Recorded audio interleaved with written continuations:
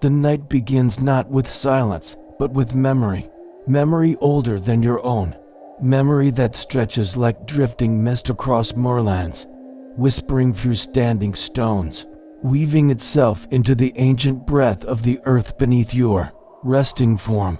You are not quite awake, and not quite dreaming. That space between, that stillness of the soul is where they walk, the Kaich, the old ones, the veiled, the watchers. In Celtic lore, they come not only to frighten, but to guard, to test, to guide. And always through dreams, tonight, you will journey with them, not in fear. No, that is not the path, but in soft reverence, in deep, bone-warmed listening. Because the Night Hags of Celtic dreams are not mere witches. They are echoes of the land, mist-wrapped symbols of power and prophecy, older than the gods, older than time. Their eyes are milky, yet they see beyond veils. Their fingers are gnarled, yet they shape fate like thread. And as the dreamer, you are their guest. Let the outside world fade. Let your breath slow like tidewater drawing inward. And imagine yourself on soft moorland under silver sky, walking barefoot toward an ancient stone circle. You are here to remember. You are here to sleep. You are here to dream through their eyes. You may not remember every detail by morning, but the feeling will remain, like a whisper left in your ear, like footsteps heard just behind the veil. Let yourself drift as we begin this journey. We will start, as all ancient myths do, in the silence before the world took shape, in the hush before the hag's first breath fogged the edge of the earth. You are safe, you are watched, and the story will hold you gently. Long before the hills of Yer had names, before rivers had courses or the stones knew the weight of time, there was only the quiet breath of earth and sleep. No gods yet danced in the sky. No ancestors had yet laid bones in the soil. There was only the dark silence of becoming, a womb not empty, but waiting. In Celtic myth, there is no singular void like other cosmologies, no explosive birth of stars, no titanic clash of first gods. Instead, there is the land, always there, always dreaming. The land was the first mother. She did not speak, but her body hummed with slow rhythms, like lullabies formed of stone and water. This deep and dreaming earth gave rise to the first beings, not through creation, but through emergence. They rose like mist, like thought, like symbols taking shape in fog. Among them came the Kaich, known by many names and faces. She was not born, she was revealed. She stepped from the folds of the land itself, cloaked in storm and silence. Her face was lined with the years of mountains. Her breath was wind and snowfall, and her eyes were the moon seen through thin clouds, never quite clear, but always watching. The people would later call her a crone, a hag, an old woman with powers no man could tame. But in these earliest murmurs of myth, she was not defined by fear. She was sovereign. She was the shape of the land's dreaming. Her bones were valleys, her voice thunder echoing over locks. She wandered alone, planting stones, carving rivers with her staff, shaping the highlands with the tread of her bare feet. Every hill was once a place where she stopped to rest. There were no mortals yet, no clans, no kings, just her, and the dream of what could be. She carried the silence of those earliest nights, before fire, before song, when even time had not yet begun to count itself. And in this primordial stillness, she began to dream. Her dreams were not like ours. They were not images of longing or memory, but acts of shaping. When she dreamt of mist, it formed. When she dreamt of the raven, it took flight. When she imagined water, it bubbled up from the peat. Her dreaming became creation, and her creation became the world. But she did not dream alone for long. Other beings emerged from the dream, spirits of water, fire, sky, and wood. Not gods, not yet, not fully formed. They shimmered at the edge of presence, Like dew on heather just before sunrise, they whispered among themselves, playing like wind through branches, echoing laughter through hidden glens. And some began to shape dreams of their own. It was these early beings who first taught that dreams were the soul's language, that visions seen in sleep were not fanciful, but foundational, that to dream was to build, to remember, to receive, and so from the earliest hush, Celtic people told stories not just of the world, but through the world, through its stones and forests and sudden shadows. They saw meaning in dreams, because dreams came before anything else, even the Kaich. The first shaper came from a dream. In some tellings, the earth was a sleeping goddess and the Kaich her waking thought. In others, she was older than the earth itself, a presence who stepped into our world when it was still just mist and pulse. Regardless, she was there from the beginning, not to command, but to weave. She needed no temples. Her shrines were the curling edge of a stream, the curve of a distant hill, a single black feather left on a mossy stone. The land itself was her altar, and to sleep within her dreaming was to be held in something older than stars. It is no wonder, then, that the Celtic people gave their deepest symbols to dreams, that the hag was not merely feared, but understood, that sleep was never empty, for in that silence, the world once began. Even now, when you sleep near sacred hills, you may feel it, a pull at the edges of your thoughts, a distant stirring in the ground beneath you. The Kaich still dreams, and she dreams through you. The dream did not remain solitary. In time, if time can be said to exist in such a realm, where all is quiet breath and slow forming thought, the Kalich's dreaming gave way to movement, not sudden, not chaotic, but like frost blooming across glass, like lichen slowly spreading on stone. The world began to shimmer with presences. They came not from above, nor from below, but from within, not made in image or command, but unfolding from the dreaming earth like fern spirals, like tide-carved driftwood. These were the spirits, the awoken, the sitter, born not to rule, but to dwell. They were not always visible. Sometimes they were merely sensations, a hush between winds, a shadow where none should fall, a circle of mushrooms that had not been there the day before. These beings existed in and around the land. They were the land, in some way fractured echoes of its deeper self. Some took form, graceful figures with hollow music in their laughter, their eyes deep as bog pools. Others were winged or wreathed in leaves. Some never took form at all, but moved in dreams, riding the boundaries between waking and sleeping minds. The awoken were not human, nor quite godly, but something old and other. They dwelled in hollow hills, in mounds marked by stones, in groves so quiet they breathed. The people who came later would fear to disturb their places, planting offerings of milk, honey, or bread to keep the spirits kind. But here, in the earliest time, there was no fear, only presence, only the from of becoming. From among these spirits, others took shape as well-beings greater and stranger, deities not of distant heavens, but of rivers and skies, woods and fire. They were called the Tuatha De Danann, though they had not yet been named. They glided into the world like stars stepping into fog. They were radiant, yet grounded. Their power was not distant or dogmatic, but elemental. The god of light might sing to the grain. The goddess of rivers might be found whispering in the reeds.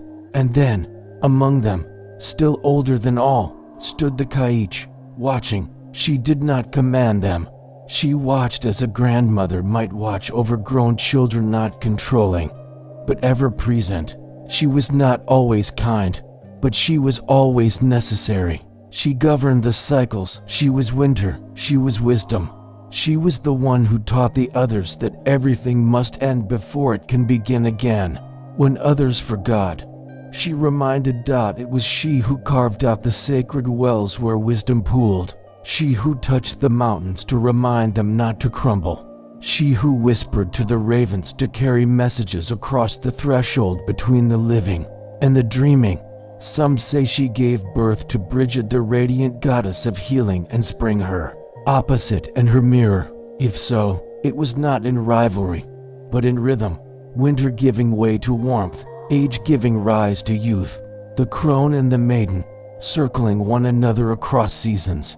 So the pantheon formed not in hierarchy, but in dance. Each force, each presence, each spirit had a place. There were no devils in these earliest tales, no demons with horns and fire. Instead, balance was everything. The wild spirits were not evil, merely untamed. The banshee was not malicious, but mournful. The hag was not wicked, but wise in a way that frightened. Each being wore many faces. The goddess of battle was also the muse of fate. The Stormbringer was also the Wellkeeper. There were no neat divisions, no clean categories. These were stories shaped in wind and water, always shifting, always half-veiled. And as the gods emerged, so did the understanding that dreams were not passive things. They were bridges. To dream was to open a gate to speak with the old ones, to walk the hollow hills, to meet the Kaich herself among the people. Dreamers were honored, not seers in lofty towers, but quiet ones. The woman who dreamt of wolves and found lost sheep. The child who dreamt of fire and warned of lightning. The elder who dreamt of a hag and woke knowing how to heal a wound. These were the first dream workers, listeners to the invisible, wanderers of the soul's undercurrent. And somewhere, behind it all, the Kaich smiled. She had not created the world in fire or thunder. She had dreamt it into being. And now she dreamt through others, even now, in places where mist clings low to the heather. People speak of feeling watched not with dread, but recognition, as though something ancient stirs just beneath the surface. Not to harm, simply to see. To remind, to hold the silence while the world continues its breathing.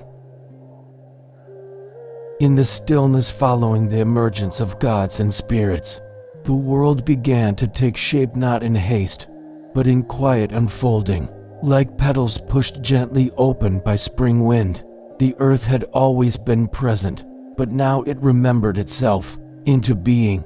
The dreaming gave rise to form.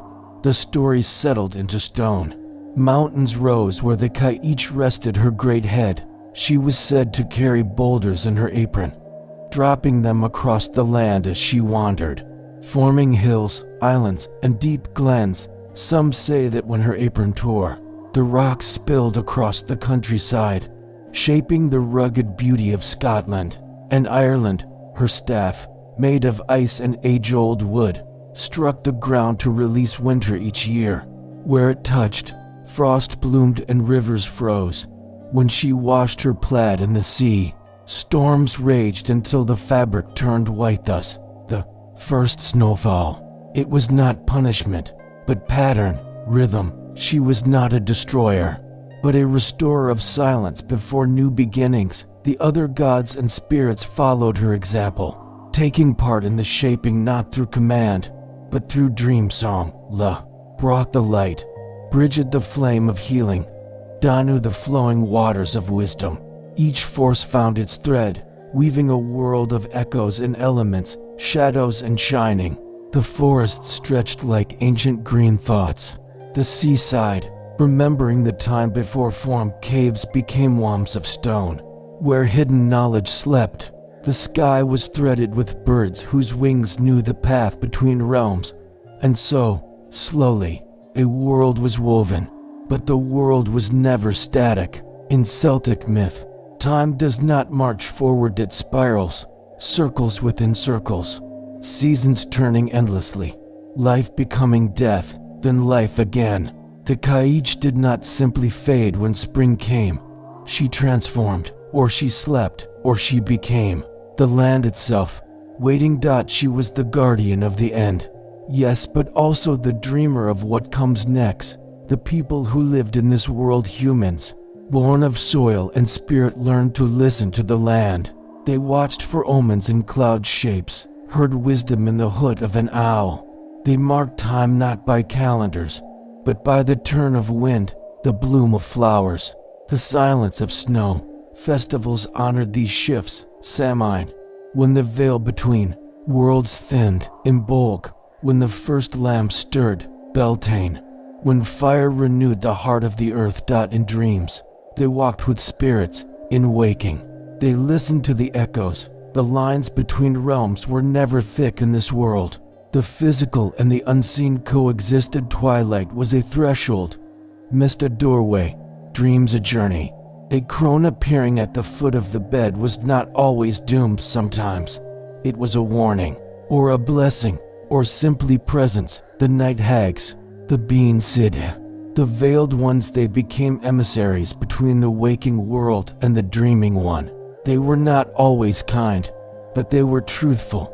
In the language of symbols, when they came in dreams, it was to mark a soul for change, to whisper what could not yet be spoken, to remind that the world does not forget. This, then, was the earliest magic, not spells or curses, but remembrance, a way of seeing the land, the sky, the sleep-filled hours as sacred, a way of living in rhythm with the greater dream. The druids, keepers of this knowledge, did not write it down, not because they feared forgetting, but because they knew the truths lived elsewhere, in the stones, in the wells, in the dreams passed from elder to child. To write them would freeze them, and frozen things do not breathe. Instead, they told stories beside firelight. They whispered names of rivers as though greeting old friends. They lit candles near tombs shaped like stars and stones aligned with the sun. Everything was part of the cycle. And the Kaich watched, still. In winter, when the land slept, her voice was clearest. In the hush of snow, in the long hours before dawn, she would walk the hills in dreams, entering the hearts of those who knew how to listen. She would bring silence where it was needed, and sometimes, if the dreamer was ready, she would speak a name that had been forgotten, your own, perhaps from a time before time. In this world, nature was not background, it was the story. Time did not rule, it flowed, and magic was not wielded, but received like snowfall on an open palm, melting slowly into skin. Even now, you may feel it when you close your eyes, a soft breath of wind where none should be, a flicker of thought not your own, a voice, maybe, calling gently from the hollow hill. Do not fear it. It is only the world remembering you. In the centuries that followed the world's soft shaping, as time coiled through harvests and winters, as fires were kindled and put out, and stories passed from elder to child, in hushed twilight voices, there lived a young soul touched by dream. He was not yet called druid, not yet wise, nor storied. He had no circle of stone to sit within, no grove to teach him secrets. He was simply a boy who dreamt too deeply, who walked too far into the woods, who heard words in the wind and saw shapes in clouds long after others had turned away. His name was Fionan, a name meaning little fair one. Though his hair was dark as peat and his eyes soft as dusk, he lived in a quiet settlement nestled near a ring of hazel trees, beside a stream that whispered old things. He had no great lineage, no prophecy marking his birth, but even as a child, he had been different. He would wake from sleep murmuring songs no one had taught him. He once cried for 3 nights when a neighbor felled a tree, claiming the tree had begged not to be touched. Animals followed him, sometimes too closely, and when he stood alone in the fog, the mist never seemed to cling to him. It parted, as though he carried a warmth older than fire. The elders watched him warily, but did not name him cursed, not yet. They gave him tasks to keep him grounded, collecting herbs, stirring dyes, mending nets, and he did them quietly. But his mind was never far from the other world, the one that drifted just behind the veil of ordinary sight. Then, in his 12th year, the dreams began. At first, they came as voices, just before waking, words in a language his tongue did not know, yet his heart seemed to understand. Then came visions, vivid and slow, full of symbols, a black feather on white stone, a river flowing backwards beneath a sky filled with stars that blinked like eyes. But one night, the dream changed. He stood on a moor blanketed in frost. Though it was midsummer in waking life, the sky above him was heavy with gray velvet clouds, and the wind carried a sound not quite music, not quite breath. Before him stood a figure hunched beneath a woolen cloak, so large it brushed the ground like fog. Her back was bent, her hair, long and silver gray, trailing like roots. Her hands, when they emerged from the folds of her garment, were gnarled and knotted as old oak branches. She did not speak. She simply looked at him with eyes like polished stone, dull at first glance, but endless if one stared long enough. He felt no fear, only stillness, a kind of ancient calm that held his heart like sleep. Then, slowly, she turned and walked across the moor, and he followed. When he woke, his hair was damp with cold. Though his hut was warm, a black feather lay on his chest, though no birds nested nearby, and something inside him, some small, dormant thing, had begun to awaken. From that night on, she came often. Sometimes she would be weaving something into the wind. Sometimes she would be gathering bones. Sometimes she would lead him into standing stones that melted behind them as they passed. Each time, he would wake with new knowing, how to find the right herbs for fever, how to mark the ground for burial, how to hear what the land hungered for. No one taught him these things, but slowly, the others began to notice. When the clan's healer passed, Fionan was the one who stood at her stone and said the farewell rites. When the chief's son fell ill, it was Fionan who sat beside him with hands cooled by well water and prayers whispered into tongues. They began to call him dream-marked. They brought him offerings, threads dyed with rare mosses, carved bone charms, bits of silver. He accepted them with quiet nods and always looked toward the hills at dusk, as though someone waited. He never spoke of her, not directly. To name a dream is to lessen it, but they all knew. The old ones began to murmur that the Kaich had chosen him, and those who knew the older stories grew silent with awe. For when the hag comes to a dreamer, it is not for flattery, it is for shaping. She does not choose the strong or the beautiful, she chooses the listening. Fionan had become one such listener, a vessel for the old voice, and yet, even he did not yet know the depth of her test. That would come later. For now, he stood between the waking and the dreaming, between youth and wisdom, between summer and frost. He did not seek power, he sought meaning. And the Night Hag watched him still. It began, as many turning pots do, on the edge of Samhain. The veil was thinnest then, when the sun dipped low before its time and the air tasted of wood smoke and quiet endings. Fires flickered low in hearths and great stones cast long, eerie shadows across the hills. People left offerings by doorways, oats, honey, apples.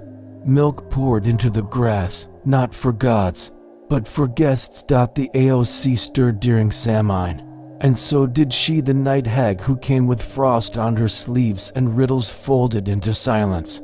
Fionan had felt her presence all that day, not in vision, but in the way shadows bent where they should not, in the way his breath curled differently in the morning chill, in the way his dreams the night before had been still, and full of waiting. So when twilight fell, and the others retreated indoors, Fionan went the opposite way. He wrapped himself in a dark woolen cloak, tucked a charm into his sleeve, and carried nothing but a small bone flute. Its song rarely played, for it was a sound meant only for those who listened from beyond. He walked out across the high moor, the wind brushing low grasses like ghost fingers. Above him, the sky was layered in slate and silver, and beneath his feet the earth felt soft, like breathing. She came to him in the ring of standing stones, not abruptly, not from behind, but as though she had always been there, waiting just beyond the corner of his vision. This time, she held a staff long and bent, crowned with a cluster of feathers and stones. At its base, a ring of frost had formed on the moss. She looked at him, and he at her, still. She did not speak, but a gesture was made, a hand extended, not as welcome, but invitation, a journey, and he understood. He stepped toward her, and the world dimmed not into darkness, but into grayness. The colors bled gently into one another. The ring of stones blurred. The sky stretched longer, slower. His breath deepened until it felt no longer like his own, but like part of a greater inhale. They walked, though the ground did not move. They moved, though time did not pass, round them. The world changed shape, becoming mist, then water, then starlit forest, then nothing but wind, and then stillness. They stood at the edge of a mirror, but it was not glass. It was water, black as the sky behind closed eyes, smooth, bottomless, unmoving. The Kaich turned to him at last, and spoke her first word. Look, he did. And in the depths of the mirror, he saw his face and not his face. 1,000 versions of himself drifted beneath the surface, laughing, weeping, aging, vanishing. A soldier, a lover, a thief, a father, a wraith, a child, a man cloaked in gold, and another cloaked in mud. He reached out his hand, but the surface did not ripple. The hag's voice came again, low and dry like fallen leaves brushing stone shoes. His heart stilled. He did not understand. Then he did. This was not a question of who he wished to be. It was a test of which part of himself he would carry forward. The dreamer cannot carry all his forms. The path would split. He looked longer. Some faces tempted with power, others with peace. One looked back at him with eyes like his mother's, another with no eyes at all. He breathed. He chose the quiet one, the one who had no crown, no name, no glory, but carried a light in his hand, and walked alone through mist. The moment the choice was made, the water vanished, the sky dissolved, the ground crumbled. And he stood in a cave. The Kaich was gone. Before him, a flat stone. Upon it, an herb bundle, a silver bowl, and a length of black thread. He knew what to do. He knelt. He lit the herb. He watched the smoke rise in curling spirals, each twist a symbol of his vow. He poured the water into the bowl and washed his hands in silence. He wrapped the thread around his left wrist 3 times. One for the seen. One for the unseen. One for the space between. He had passed through the threshold. The world would not call him boy again. He emerged from the cave just before dawn, frost still clinging to the ground, but the sky softening with the color of milk and promise. Ravens circled above, silent in their flight. The wind carried no chill, only memory.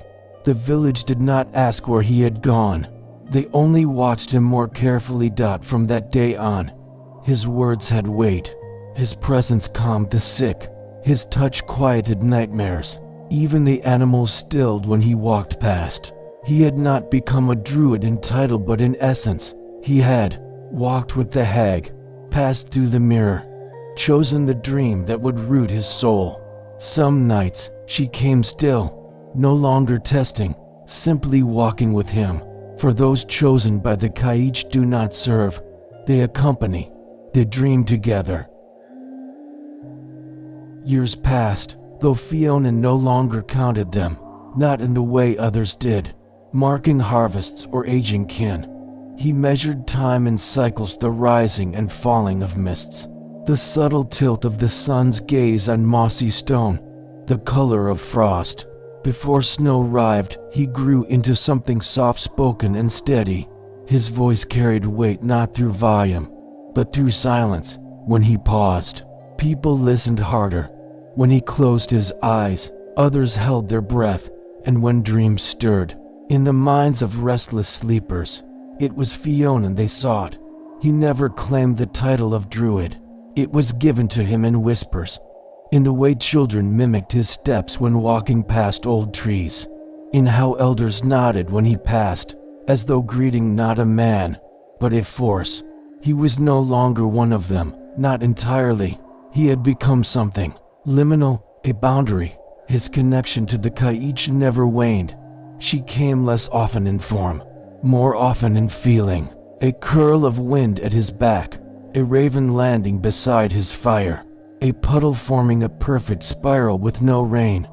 But he knew she watched, not as a master, as a mirror. Her tests had ended, but her presence endured.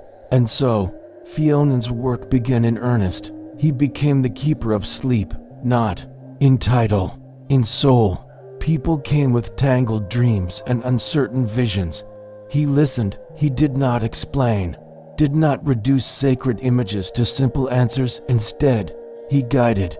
He helped them see where the dream had come from, not just from the mind, but from the land. The dreaming was collective. It passed through bloodlines, through stones, through moonlight and loam. He would sometimes walk with them at dusk, silently, waiting for the moment when the wind shifted or the first owl cried. That was when insight came, gentle, unforced, like a leaf falling without sound. There were those who feared him. Still, the world does not always love those who live between, but most respected, honored, came in the dark and left before morning, their eyes lighter, their sleep deeper. He aged, but slowly. He never took a wife. Or perhaps he did. Some say he wed the dreaming itself, that his soul lay beside the Kaich beneath the hills, while his body walked among men. As the seasons spiraled on, stories began to drift. Some said Fionan could walk into a dream and return with knowledge lost for generations.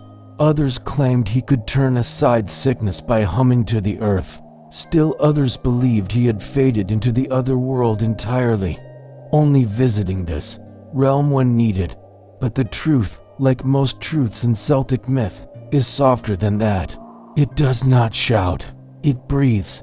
He simply became what he had always been becoming, a threshold being, an echo of the crone who first appeared on the moor. And though his name faded from record, his presence did not. Even now, it is said that if you walk the high stones, under a waning moon, if you fall into deep, uneasy sleep near the standing rings, you may dream of a man wrapped in quiet shadow, whose eyes hold mist and memory, and who speaks not in words, but in turning inward, turning back, turning into what waits beneath. That is his legacy. Not fame, not monuments, but the deeper sleep of those who have remembered that dreams are doorways, and that the crone is not a fearsome end, but a soft return. He walked with the Kaich, and now he walks through us. Through our dreams, through the moments we remember something ancient, just before waking. He is not gone, he is between. In the soft twilight hours, when fire has dimmed and the hush between night thoughts begins to thicken, there rises an ancient question in the Celtic soul. What, truly, is a dream? Is it memory, omen, fragment? Is it simply the brain's whisper after waking, or is it something older, something sent to the Celtic peoples? The dream was not confined to the mind. It was a space, a place one could visit, a realm not separate from the waking world, but threaded through it, thin as mist, thick as fate.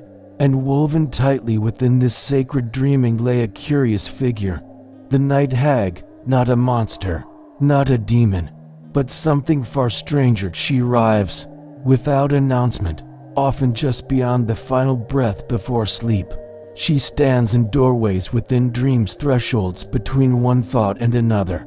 Sometimes she sits upon the chest, heavy and wordless. Other times, she lingers at the foot of the bed, watching with eyes clouded by eternity. In some tales, she comes to warn, in others, to test. Always, she comes with silence, the Night Hag, or Kaich na Hoch, as she might be called in older tongues, is not one being, but many, a manifestation, an ancient mystery clothed in different stories across regions and generations.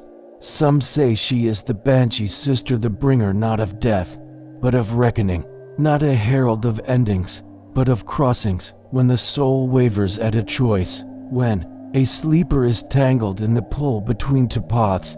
The Night Hag arrives to sit beside them, not to decide, but to watch the decision unfold. To some, she is a guardian. To others, a tormentor, and to many the riddle, who is she? What does she want? Why does she visit one dreamer, but not another? Why do some feel crushed beneath her weight, while others wake with the scent of heather and stone, tears in their eyes from some dream too deep to name? These questions are not new. In the oldest lore, before even writing wrapped language in cages, the Night Hag was whispered of by fireside, shared in circles of moss and dusk, passed down like herbs tucked into satchels, secrets braided into hair. They spoke of her eyes, which see into souls but never blink, of her hands, which are never raised in anger, yet leave marks in memory, of the dreams she brings, neither nightmare nor vision, but something stranger still, a kind of mirror. Some called her a shaper, for those who met her rarely remained the same. Others believed she was the land itself, dreaming through us. But no one could say, with certainty, what her presence meant, only that it mattered, only that it lingered, only that her silence sang. Even now, scholars speak in half-certainty. Folklorists note the shared pattern across cultures, the heavy presence, the breathless sleep, the warnings without words, but they speak in terms of science, of sleep paralysis, of neurons. They offer explanations. The old ones offered respect. In Celtic tradition, the Night Hag was not named lightly. To speak of her was to open the gate just a little wider, to invite remembrance. For she is not truly a mystery to be solved. She is a phenomenon to be felt, to be dreamt. And perhaps, when the wind moves a certain way, when your dreams drift just a little too deep, you too may feel her nearness, not cruel, not kind, but watching, because some questions were never meant to be answered, only held. As with all figures who pass between breath and silence, between mind and myth, the Night Hag bears many names, and more interpretations than voices who whisper them. Some say she is a spirit of ancestral memory, old as the roots of the oak, woven into the dreaming blood of the people, a feminine guardian of the liminal, the in-between, neither entirely spirit, nor fully divine. In this view, she is not external at all, but inward, the deep, intuitive knowing buried within each soul, surfacing only in the vulnerability of sleep. Others say she is a forgotten goddess, veiled in the tatters of folktale. They trace her lineage to the triple goddess traditions of Celtic myth: maiden, mother, and crone. The Night Hag, then, is the crone aspect not a villain, but a necessary closing of the cycle, a teacher of endings, a keeper of dreams who invites surrender. Those who dream of her are not cursed. They are chosen to face something old within themselves. Yet, in other stories, she is more unsettling, a creature of the other world, the Siddharealm where the Aoc dwell. In this telling, she is not a goddess, but a wandering power, a shapeshifter from behind the veil, one who tests the hearts of mortals not for punishment, but for balance, to tip the scales, to reveal a truth hidden in shadow. The Irish tales tell of the Kaich, ancient hag of winter, whose breath brings frost, whose footsteps crack stone. Some call her the source of all hags, the original watcher. She appears not just in dreams, but in seasons, and in this form, the dream-visiting hag becomes a seasonal presence, a reminder that all things must lie dormant before blooming again. Then there are darker murmurings in some households, especially in later Christian-influenced tellings. The Night Hag became associated with punishment, a being who comes to those who sin in silence, who visits the greedy, the oath-breakers, the ones who forget the old ways. In these stories, she is weight and fear, a paralyzer of the soul, a suffocating shadow meant to frighten. But even these darker versions hold a kind of reverence, for even in fear, she is understood to hold truth.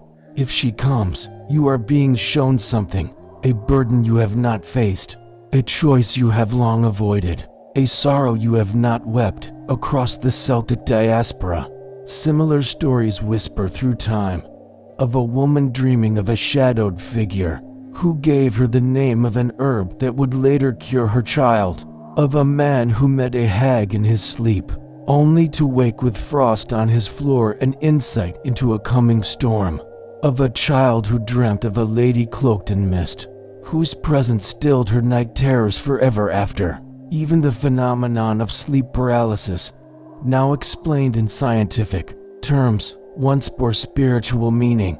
It was not merely a trick of the body, but a visit, a liminal moment between waking and dreaming where a soul was open to other truths, the kind too deep for daylight. And so, the Night Hag drifts through every telling, contradictory, layered, elusive, at once benevolent and terrible at once, protector and challenger.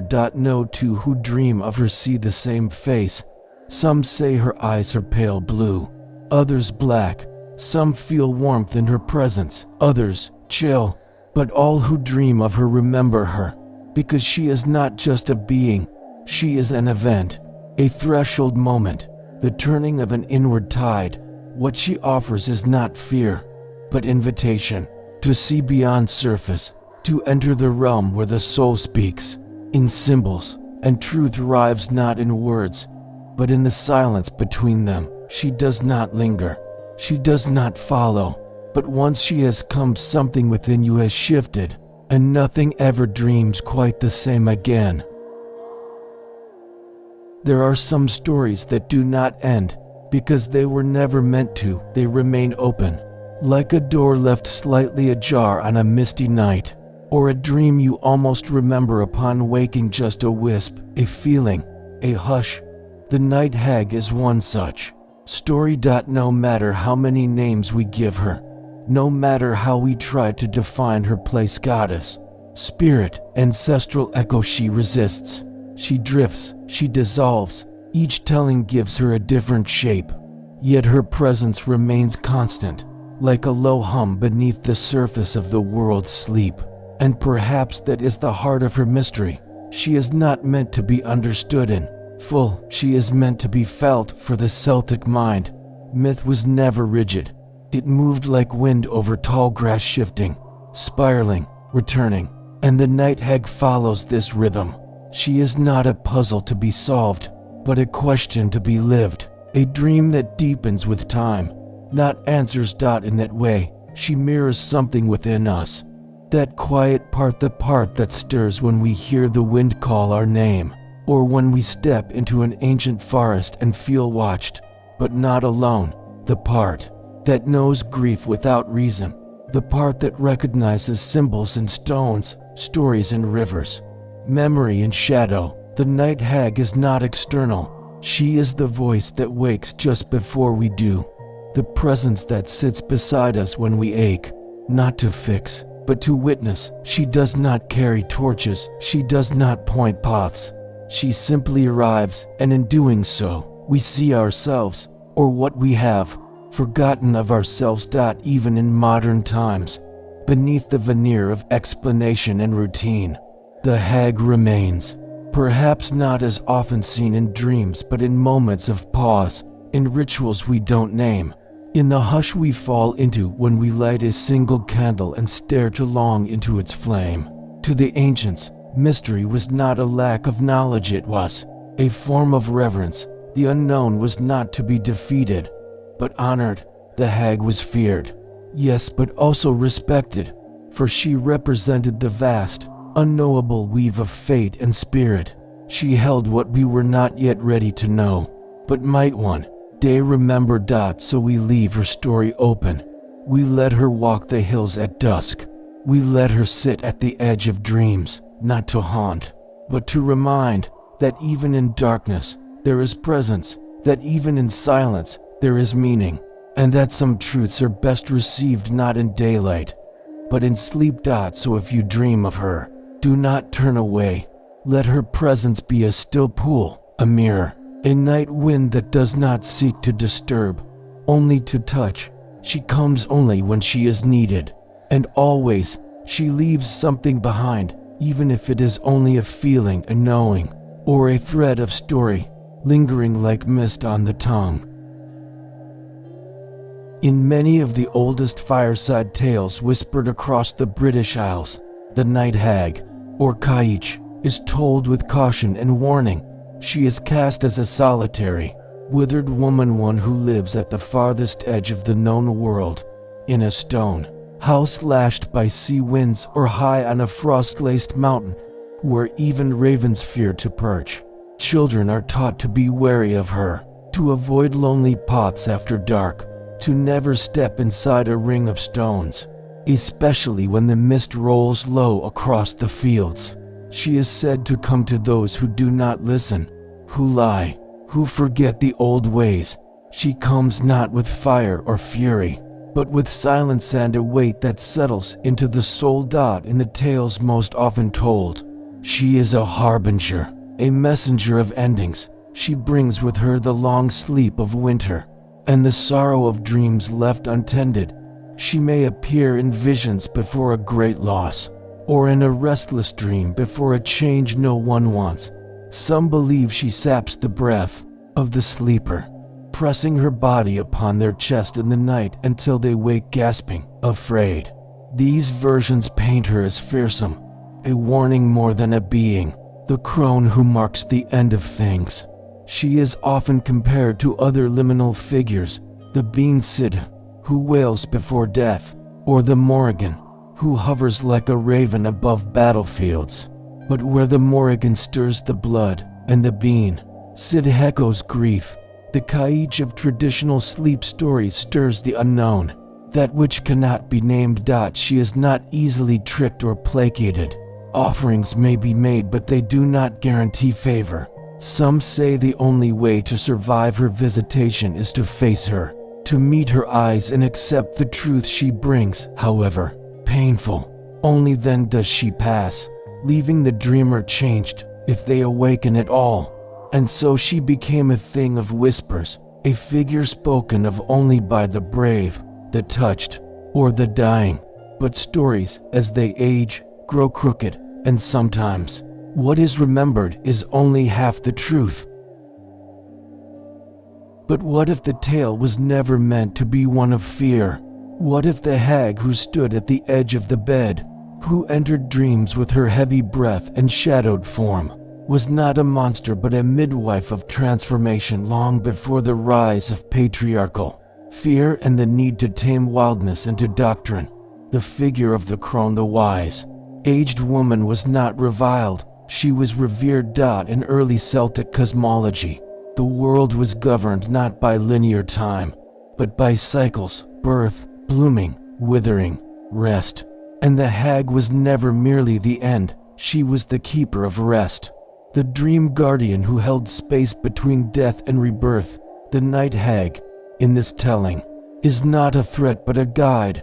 She does not press herself upon the chest of sleepers to steal breath.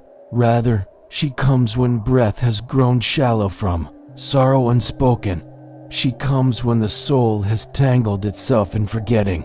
Her weight is not malice, it is gravity, the ancient pull of truths long buried. In this forgotten version, she was called by names now lost, names that meant she who remembers, or the watcher beneath root and stone. She was not outside the dreamer, but a part of them, a deep, ancestral voice rising when the conscious mind could no longer carry the burden alone. When she came in dreams, it was not to torment, it was to bring the dreamer to the threshold, to show them the place beyond masks and roles, beyond stories told by others, to the soft core of the self that trembles beneath time. She might appear in terrifying form because truth often does. She might say nothing because some answers cannot be spoken.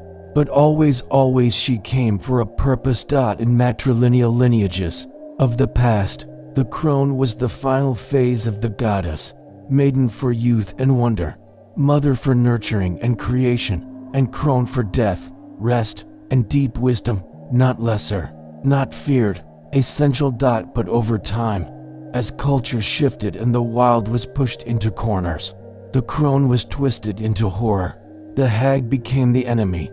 Her face, once painted on sacred stones, was erased. Her visits, once honored in ritual, became superstition. Her silence, once sacred, became dread, and yet she never left. She continued to visit, continued to appear to those who were ready or those who had nowhere else to turn. Sometimes, she comes to women standing on the edge of great change, grief, aging, motherhood, loss. Other times to men who have buried softness beneath armor, and often to the broken-hearted, the questioners, the quiet seekers. The truth of the hag is that she never wanted obedience, only honesty. Not in action, but in being. The dreamers who embrace her, who stop running, who meet her eyes and offer stillness, often wake changed, not shaken, not cursed, but softened, clarified. The weight she brings is the weight we carry. Already, she merely makes us feel it so we can release it. And in this light, the night hag is not the dark mother of fear. She is the gatekeeper of inner winter. She arrives when something must die, not to end it, but to bless its passing. So that something else might bloom. Stories are living things. They change shape as the world does, shifting their bones to fit the needs of those who tell them, those who hear them, and those who fear them. Over time, symbols are softened or sharpened. The sacred becomes shadowed. The wise woman becomes the witch. The guardian becomes the ghost. And yet underneath the changing mask, the old story still breathes. The night hag, the silent, cloaked figure who comes to the dreamer, is one such story. She has worn many faces, from terrible to tender, from feared to revered. Each version reflects the storyteller's heart, or the fears of their age. In an era that feared aging, she became the horror of decay. In an age that feared women's wisdom, she became the mad crone. In a world that forgot the sanctity of dreams, she became a nightmare. But deeper still, in the marrow of the myth, she remains what she has always been, a keeper of thresholds, a mirror of endings, a guide through unspoken rites. She belongs to the land, to the breath between thoughts, to the dream beyond language. She is not to be solved, but to be encountered. Perhaps you, too, have felt her presence once, a dream you could not explain, a shadow in the quiet that brought not terror, but tears, a whisper of something ancient stirring as you stood alone in nature and felt remembered. That is her. Not demanding, not cruel. Just present, even now, as stories become spectacle, and myths are flattened into simple fables. She remains unbent. She lingers in the fog between sleep and waking, in the hush between seasons, in the forgotten places where the old rhythms still echo. And so, the night hag becomes more than a character. She becomes a truth, that not all wisdom comes in light, that not all love is warm, that not all transformation begins with beauty. Some truths come wrapped in frost and silence. And if we are brave enough to face them, not to fight, but to listen, we may find, nestled in their cold hands, something soft, something true, something we had forgotten we once knew. So the story, like her, does not end. It waits. It dreams, and it remembers.